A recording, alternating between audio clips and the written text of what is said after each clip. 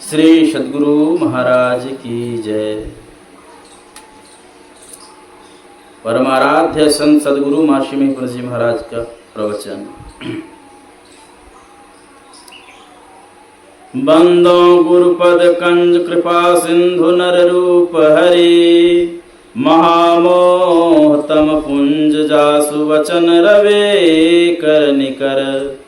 प्यारे लोगों, संतों के विचार थोड़े शब्दों में भी आ सकते हैं, किंतु अच्छी तरह से विस्तार रूप से समझने के लिए उनके साहित्य को, उनके ग्रंथों को अवश्य पढ़िए।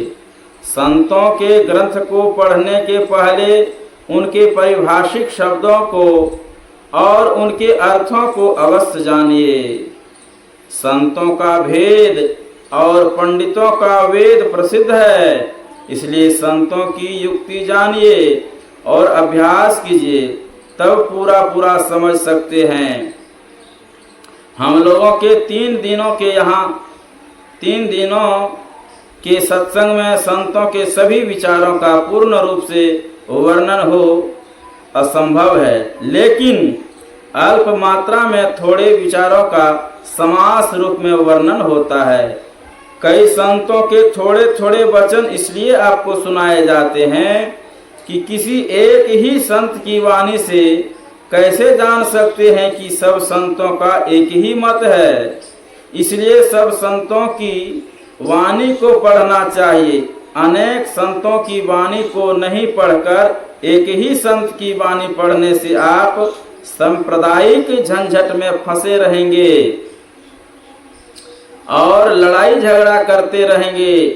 लोग समाज में अशांति से छूटना नहीं हो सकता और संत मत में जाकर भी सांप्रदायिक झगड़े में जो पड़े तो कहाँ शांति पाने की आशा की जाए। समाज में भी शांति नहीं और साधु संप्रदाय में शांति नहीं हो तो शांति कहाँ हो। सन 1909 ईस्वी में मैं इस सत्संग में शामिल हुआ, तब मालूम हुआ कि सब संतों का एक ही ज्ञान है। पहले मैं दरिया पंथ में था। मेरे गुरु बाबा देवी साहब ने कहा, पहले तुम दरिया पंथी थे, अब समुद्र पंथी हो गए। हम लोग किसी एक संत के पक्ष के नहीं हैं, सभी संतों के पक्ष के हैं। 1904 ईस्वी में मैंने स्कूल छोड़ दिया। बचपन से ही मेरी रुचि इस ओर हो गई थी।